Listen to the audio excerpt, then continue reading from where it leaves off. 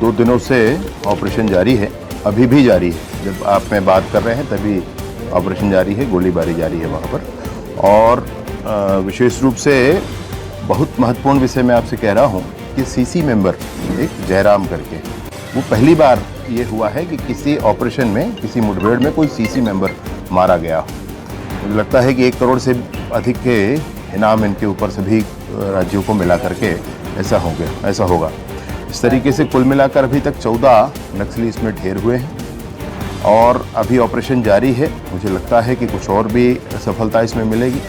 हथियार भी इसमें बरामद किए गए हैं। डीआरजी, सीआरपीएफ, कोबरा बटालियन और एसओजी जो ओडिशा का एक ग्रुप है, ये चारों को मिलकर के ओडिशा बॉर्डर पर ही ऑपरेशन था।